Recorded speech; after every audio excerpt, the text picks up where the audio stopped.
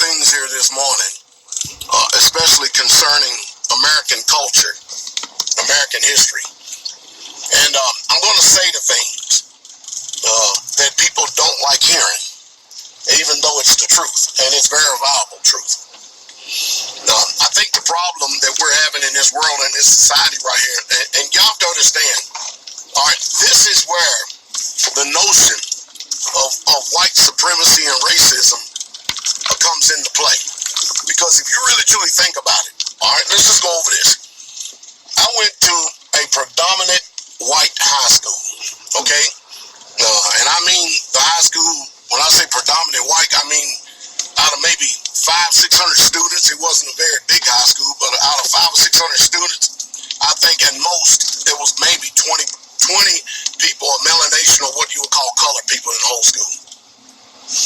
And going from that, not only that, I'm like 3 or 4 credits short, it's crazy too, of an associate's degree, which I ain't never pursued. And it's crazy, and almost 54 years old, which it ain't gonna do me no good anyway.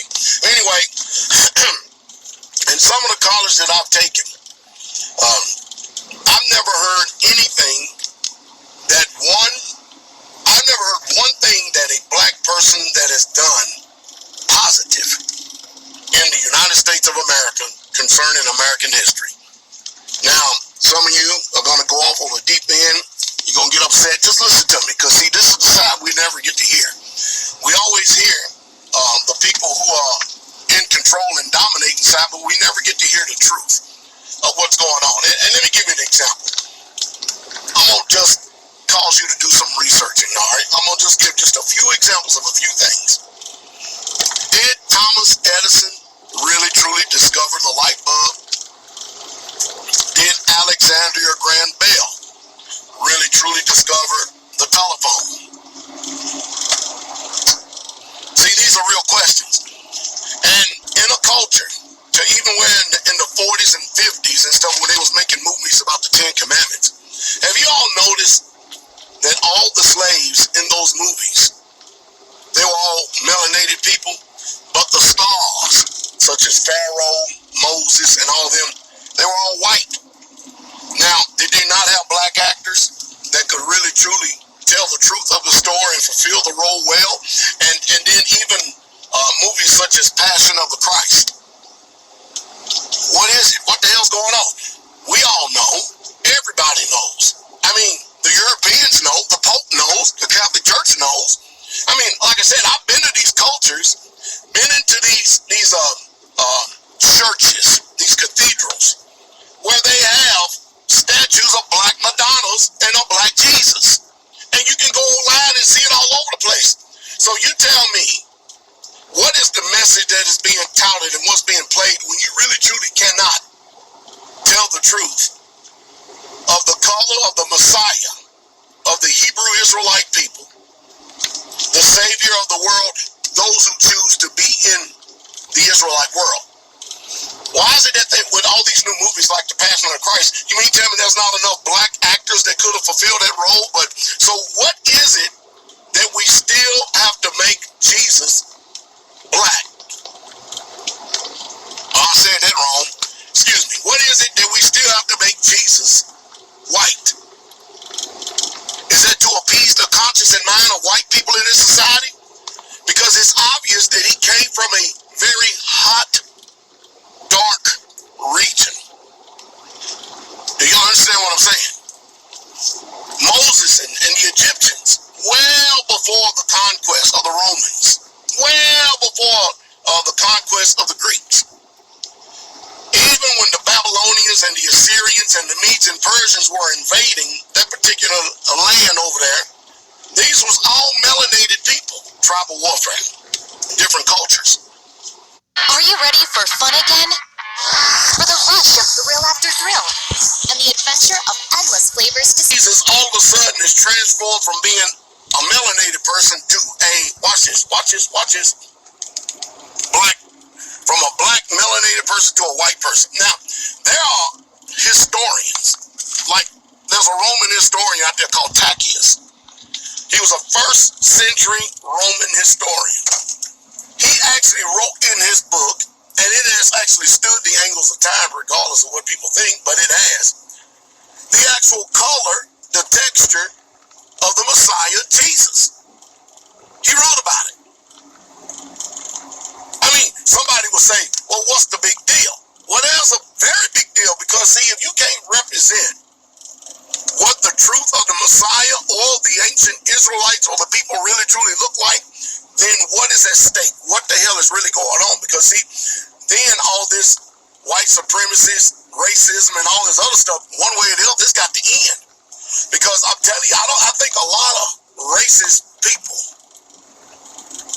in this culture, in America, a lot of white racist people, and you have to understand that America is just about 70% Caucasian. So you think about that. You got all these people that go to church, say they love Jesus. What in the hell are they going to do when they die, the breath go out of their body, and they see a black melanated Messiah with white woolly hair and afro sitting on the throne? Ooh, that's going to be ugly, isn't it?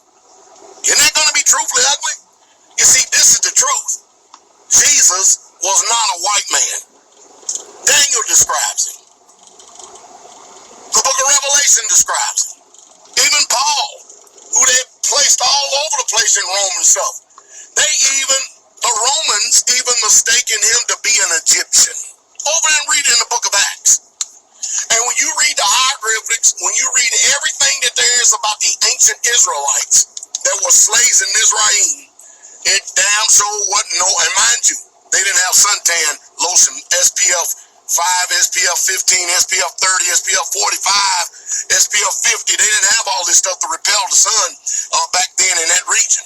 If you were a nation of white people and you was out there making mud bricks and making bricks out of mud and dancing in the mud, you would have boiled over with something more horrific than skin cancer in that region, because the sole purpose of the melanated people are having dark skin, brown skin, is for them to be able to have a defense against the sun.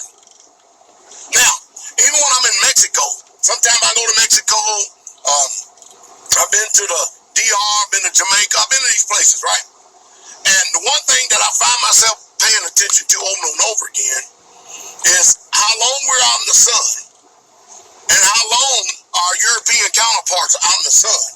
And I'm watching them literally taking a bath in suntan lotion all day long. Me?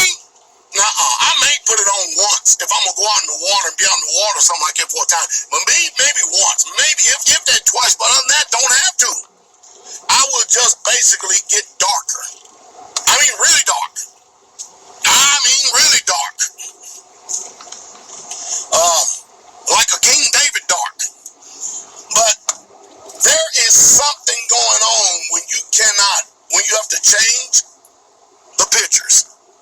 We have to change the icons when you really will not tell the culture of the people of the Bible that so many people here in the United States of America say that they're fond of. Because, you see, if you have to admit it while biting your tongue that the ancient Israelites were a melanated people, a black people from the very beginning, and the book of Isaiah said that the one thing about Jacob, that means Israel, is that their face would never wax pale.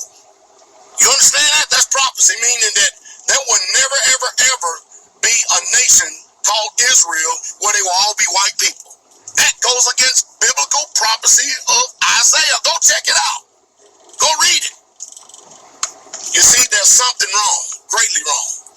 Somehow, some way, people, they become very proud and arrogant. And you know, mind you, I grew up in this culture.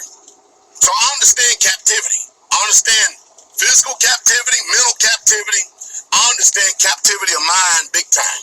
So when you get older and you learn self-autonomy and how to use it, you start reading these things, you start looking at things for the way they really truly is. Most people want to just say, why don't you just leave well enough alone? Well, Jesus said in John 8:32, you shall know the truth and the truth shall make you free. If the truth just so happened to be that the ancient Israelites and all the apostles were black people, what the hell is the damn problem? Does that exclude you? Does that make you feel like that you're not part of? What about my people that has been nothing but disparaged, ridiculed, put in chains, beat, whipped, raped, sodomized by this particular culture right here? What the hell do you think after we've been told that we ain't nothing? What the hell you think that how we feel? So when we come to the knowledge of the truth, and it can't be hidden no more, because truth is just like a diamond under pressure. It's going to rise to the top.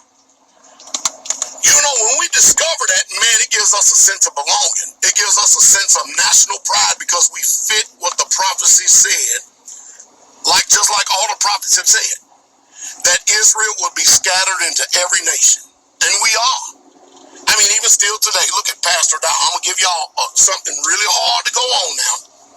Now, mind you, you're talking about a pastor who's been able to transcend all of this racism in every single way, shape, fashion, form. I have Koreans, we have Filipinos, we have melanated people, we have Europeans, we have Hawaiians, we have people, Mexicans, Hispanics, we got people from almost every culture in the world. We have people in Australia, the Aborigines, we got people from Japan, China, I mean everywhere. Now watch this. Watch this. It's simply amazing to me. Why is it that my Korean brothers and sisters, when you ask them what nationality they are, they will say, my people is from Korea. Okay? You ask our Hispanic brothers and sisters what nationality they are, they would either say Mexican or Puerto Rican.